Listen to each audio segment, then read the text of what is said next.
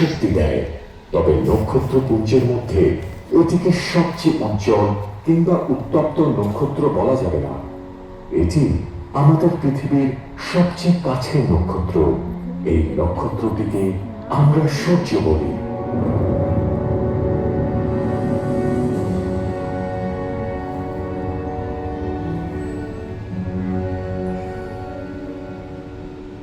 সবুজ বনের ভিতর, নীল সাগরের ভিতর কিংবা পৃথিবীর চারপাশে পুঞ্জীভূত আলোর ঝলক দেখলেই বোঝা যায় সূর্য আমাদের গ্রহে কিভাবে প্রাণের সঞ্চারণকে সম্ভব করেছে। কিন্তু সূর্যই আমাদের কাছে একমাত্র গুরুত্বপূর্ণ নক্ষত্র নয়। একবার ভাবুন তো, বিলিয়ন বিলিয়ন বছর আগে যেসব নক্ষত্রের জন্ম হয়েছে কিংবা মৃত্যু হয়েছে, সেসব নক্ষত্র তখন না থাকলে এখানে আমাদের কোনো অস্তিত্বই থাকতো না। সূর্যের নিজের অস্তিত্বও থাকতো না, চাঁদ কিংবা অন্যান্য গ্রহগুলোর অস্তিত্বও থাকতো না। আমরা জানি নক্ষত্রগুলোর ভিতরে তৈরিকৃত উপাদানগুলো দিয়েই বুধ, শুক্র, পৃথিবী, মঙ্গল, বৃহস্পতি, শনি, ইউরেনাস এবং নেপচুন নামের গ্রহগুলোর সৃষ্টি হয়েছে।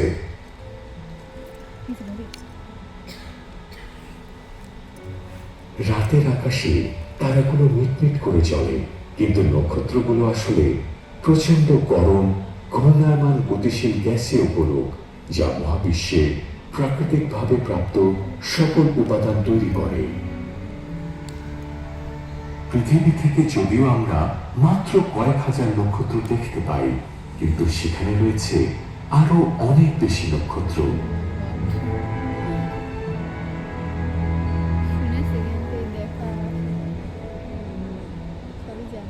বিজ্ঞানীরা মহাবিশ্বকে 3টি ডাইমেনশনে বিশদভাবে বর্ণনা করেছেন।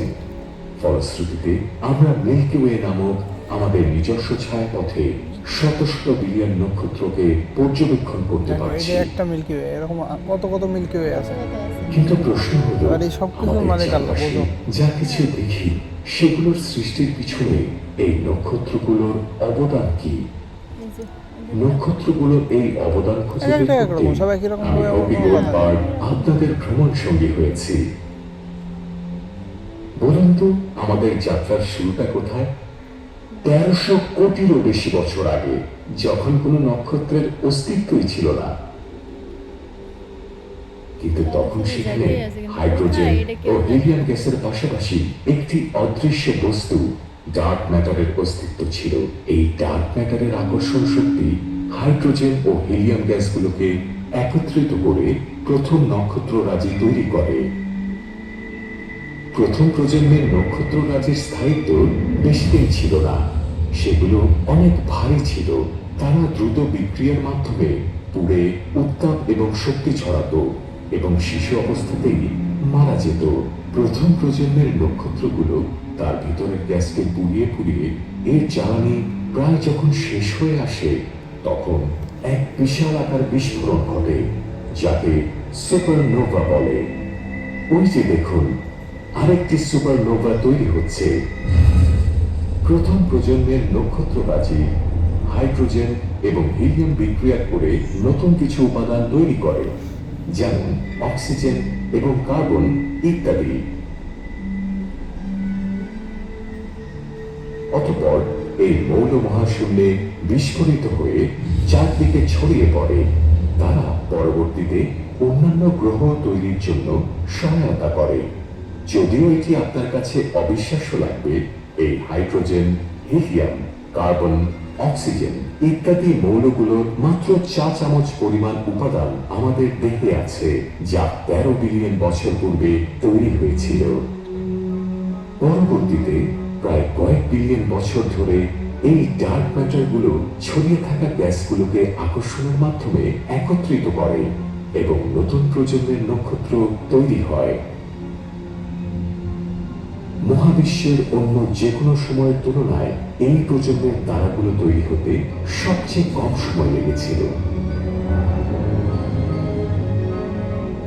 এই নতুন তারাগুলোই পৃথিবী তৈরি এবং জীবন তৈরির প্রয়োজনীয় অন্যান্য আরো উপাদান তৈরি করে।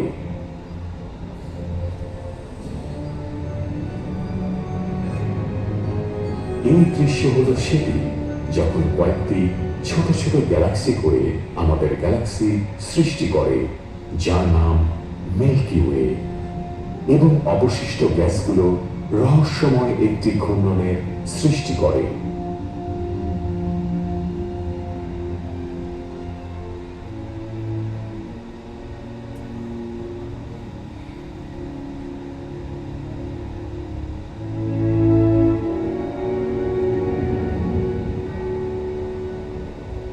পাঁচশো কোটি বছর পর আমাদের মিল্কি ওয়েতে খুবই গুরুত্বপূর্ণ ঘটনা ঘটে। সূর্যের সৃষ্টি হয়। কিন্তু কেবলমাত্র সূর্যই নয়, অধিকাংশ নক্ষত্রসমূহের মতোই সূর্য একটি শক্তিশালী বন্ধনে আবদ্ধ একগুচ্ছ তারাদের মধ্য থেকে সৃষ্টি হয়, আর এই তারাগুচ্ছকে ক্লাস্টার বলে। সূর্যের ক্লাস্টারের মধ্যে অবস্থিত তরুণ নক্ষত্রসমূহ মেঘমালার মধ্যে অবস্থিত নক্ষত্রগুলোকে আলোকিত করে এবং উত্তপ্ত করে। আমরা যদি সময়কে অনেকটা এগিয়ে নিয়ে যাই, তাহলে দেখতে পাবো উজ্জ্বল নক্ষত্রসমূহ তাদের নিজেদের আলোর তীব্রতা দিয়ে গ্যাস ও ধূলিকণার মেঘকে সরিয়ে দেয়। এতে করে মেঘের ভিতরে নক্ষত্রসমূহকে স্পষ্টভাবে প্রকাশ করে। সবচেয়ে উজ্জ্বল এবং সবচেয়ে ভারী নক্ষত্রসমূহ দেখতে নীল এবং সবচেয়ে কম ভরের নক্ষত্রগুলো দেখতে লাল রঙের হয়, আর সূর্যের মতো মাঝারি ভরের নক্ষত্রসমূহ দেখতে হলুদ রঙের হয়। চলুন নক্ষত্রের ক্ষমতা সম্পর্কে জানি।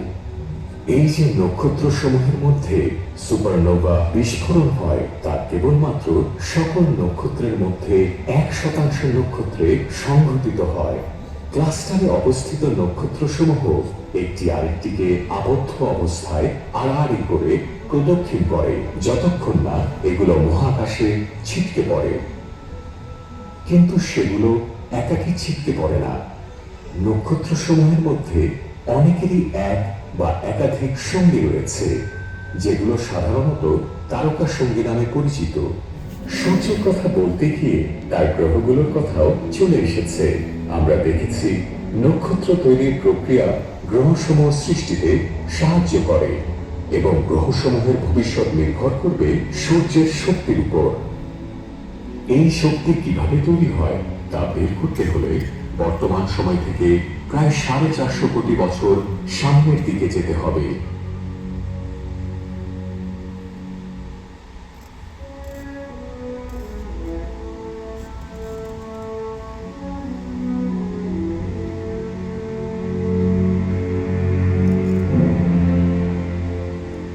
একটি নক্ষত্র কিভাবে কাজ করে তা বোঝার জন্য নক্ষত্রের সবচেয়ে কাছাকাছি যাওয়া ছাড়া ভালো কোনো উপায় নেই।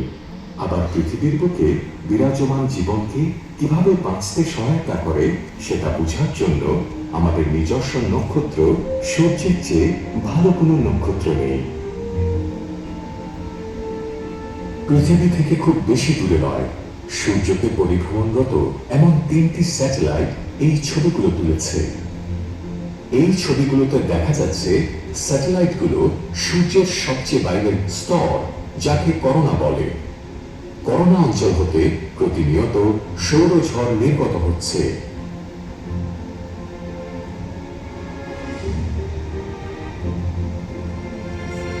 পৃথিবীর চারপাশ ঘিরে কক্ষপথের মধ্যে যে পথগুলো দেখছেন, সেগুলো স্যাটেলাইটেরই পথ দেখায়। কিছু স্যাটেলাইট সূর্যকে পর্যবেক্ষণ করে, বাকিগুলো আবহাওয়া পর্যবেক্ষণ করে কিংবা টিভি ও জিপিএস সিগন্যাল প্রচার করে।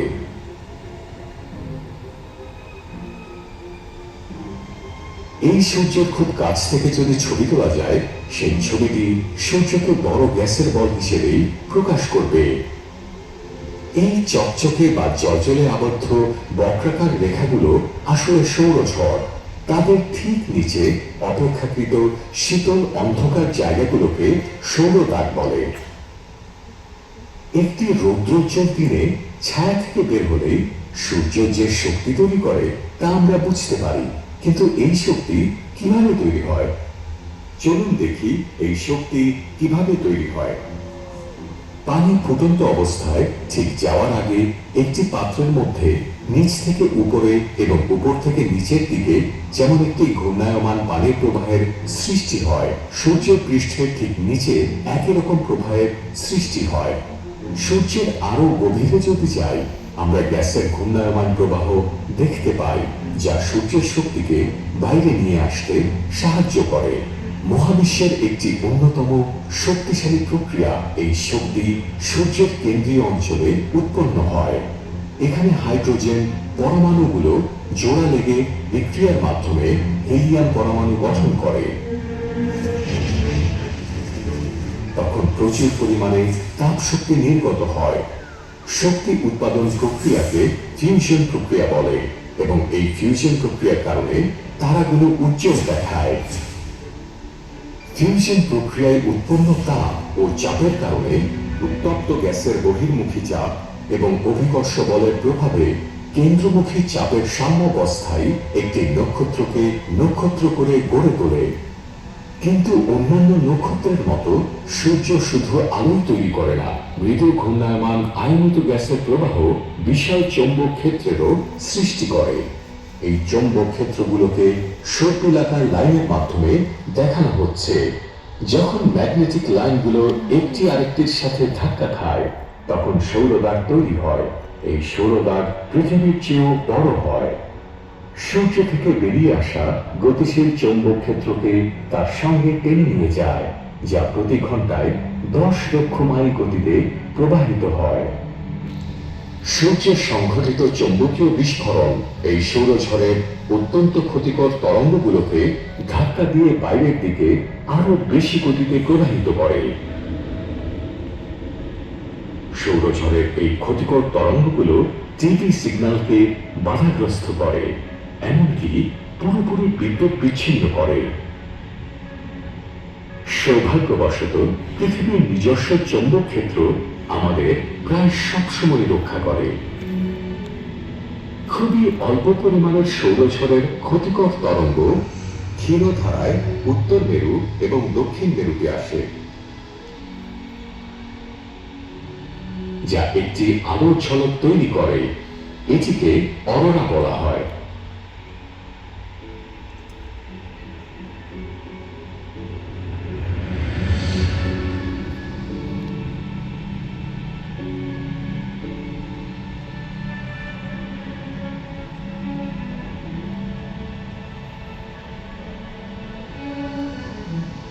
আমরা প্রায় মহাকাশকে শূন্যস্থান মনে করি, কিন্তু সূর্যের প্রভাব মহাবিশ্বের সব জায়গা জুড়ে বিস্তৃত।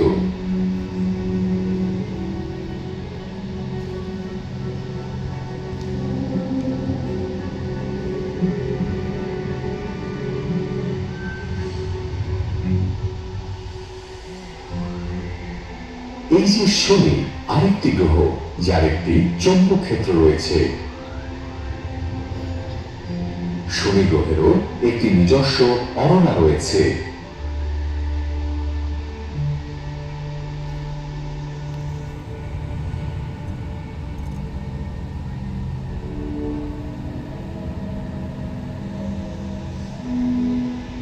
এই যে লাইনটি দেখা যাচ্ছে তা ভয়েজার 1 রকেটের পৃথিবী থেকে মহাশূন্যে চলার পথ, যাকে 1977 সালে উৎক্ষেপণ করা হয়েছিল।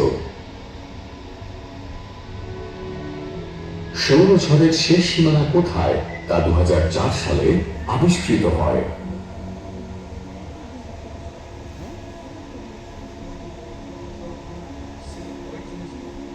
পঞ্চান্নটি ভাষায় অনুদিত শুভেচ্ছা বার্তা ভয়েজারের নক্ষত্র ভ্রমণের সময় দেয়া হয়েছিল, যাতে এই নক্ষত্র ভ্রমণের সংবাদ পেতে কেউ বাদ না পড়ে।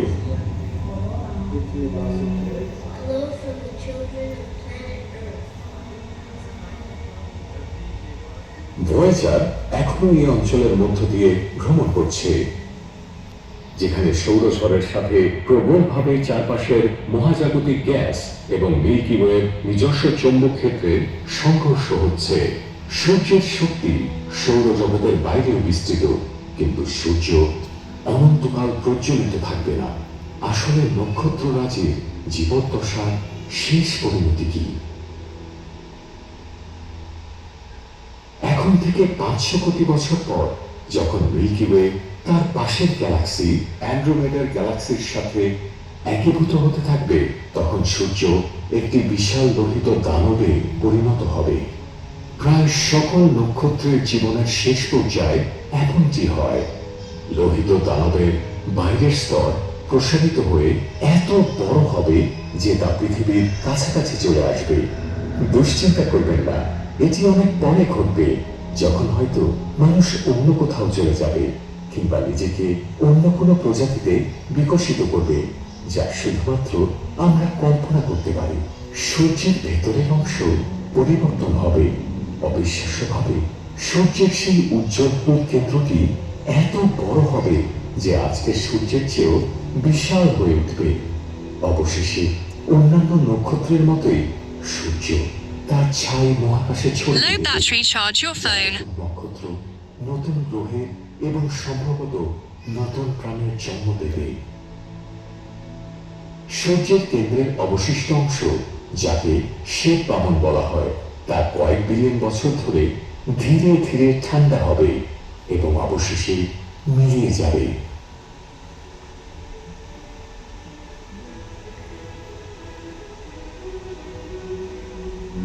আসলে আমরা এত কিছু জানলাম কিভাবে? সারা পৃথিবী জুড়ে বিজ্ঞানীরা আজকের দিনে নক্ষত্র সমূহকে পর্যবেক্ষণ করে বোঝার চেষ্টা করেন আগের নক্ষত্রগুলোতে কি হয়েছিল এবং ভবিষ্যতে সেখানে কি ঘটতে পারে। অরিয়ন দ্য হান্টার নামের নক্ষত্র মণ্ডলে বিজ্ঞানীরা আসলে নতুন তারাদের জন্ম হতে দেখেছেন। এখন আপনারাও দেখতে পারেন।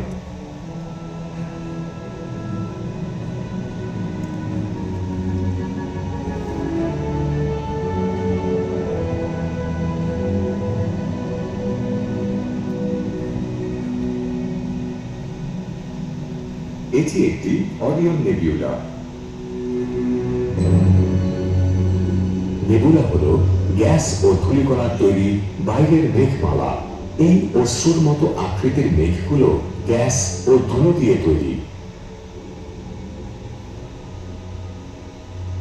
যা নতুন নক্ষত্রগুলোকে ঘিরে রাখে।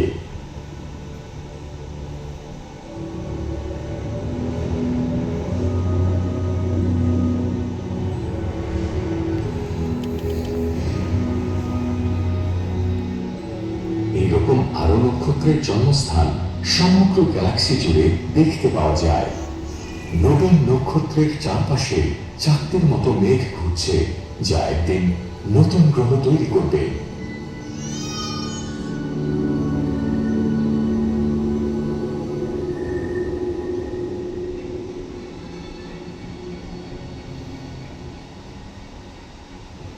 এখনো অনেক নক্ষত্রপুঞ্জ নক্ষত্র নির্গত করে, ঠিক যেমন সূর্যের তারাগুচ্ছ 400 কোটি বছর আগে সূর্যকে নির্গত করেছিল।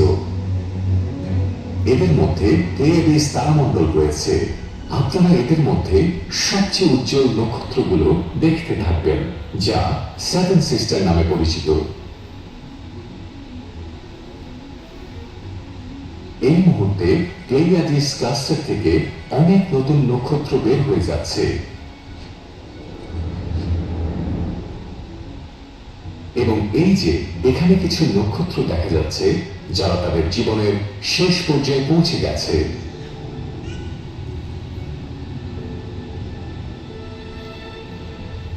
এই ধরনের মৃতপ্রায় নক্ষত্র সমূহের কোন একটি অবশিষ্ট অংশ থেকে দ্য হেলিক্স নেবুলা তৈরি হয়েছে। মৃতপ্রায় তারার কেন্দ্রীয় অঞ্চল সংকুচিত হয়ে শ্বেত বামনে পরিণত হয়। এর পদার্থ এতই ঘন যে এক মুঠো পদার্থের ওজন একটি পরিপূর্ণ জলহস্তির সমান। এই শ্বেত বামন নক্ষত্রের থেকে পূর্বে ছিটকে যাওয়া বাইরের স্তরের পদার্থগুলো থেকে কোনো একদিন হয়তো অন্যান্য নতুন নক্ষত্র বা নতুন গ্রহ তৈরি করবে। তাদের মধ্যে একটি পৃথিবীর মতো গ্রহ তৈরি হতে পারে, অথবা এই নির্গত গ্যাস ও ধূলিকণা বিজ্ঞানীদের বর্তমান কোনো আবিষ্কার থেকেও নতুন ধরনের বস্তু তৈরিতে সাহায্য করতে পারে। এই তারাটির নাম গ্লেইস 229। এটি একটি ছোট লাল নক্ষত্র যা পৃথিবী থেকে খুব বেশি দূরে নয়। ওই যে নক্ষত্রপুঞ্জকে কেন্দ্র করে কক্ষপথে অদ্ভুত যে বস্তুটি দেখা যাচ্ছে তাকে বাদামি বামন বলে। মহাবিশ্বে বাদামি বামনের সংখ্যা নক্ষত্রের মতোই অসংখ্য, কিন্তু এরা হাইড্রোজেন ফিউশন বিক্রিয়া ঘটানোর মতো পর্যাপ্ত ভারী নয়, তাই বাদামি বামন নক্ষত্র ফিউশন বিক্রিয়া ঘটাতে পারে না। বাদামি বামনের আবিষ্কার আমাদের এটি বলে যে মহাজাগতিক বিষয় এতটাই বৈচিত্র্যময় যা আমাদের কল্পনারও বাইরে, এবং এভাবে মহাশূন্য অভিযান অব্যাহত রাখলে হয়তো আরো অনেক অজানা জিনিস দেখা যেত।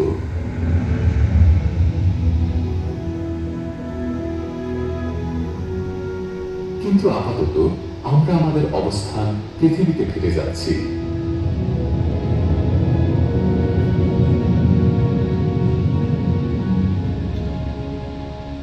যে কোনো একটি নক্ষত্র নির্বাচন করুন এবং এটিকে খুব ভালোভাবে পর্যবেক্ষণ করুন। এর রং কি আপনি কি বলতে পারবেন? এটি কি সদ্যজাত নক্ষত্র নাকি জীবদ্দশার শেষ পর্যায়ের কোনো নক্ষত্র? আসলে এখানে কিছু নক্ষত্র রয়েছে যাদের বয়স প্রায় মহাবিশ্বের বয়সের কাছাকাছি। আমরা নক্ষত্র সম্পর্কে এতক্ষণ অনেক কিছু শিখেছি এবং তারা কিভাবে কাজ করে তাও জেনেছি, কিন্তু তারপরও নক্ষত্রগুলো অনেক রহস্যজনক। যেহেতু আপনি একটি নক্ষত্র নির্বাচন করেছেন, তাহলে সূর্য ওঠার আগে নক্ষত্রকে একটিবার পর্যবেক্ষণ করার ইচ্ছা পোষণ করবেন না কেন?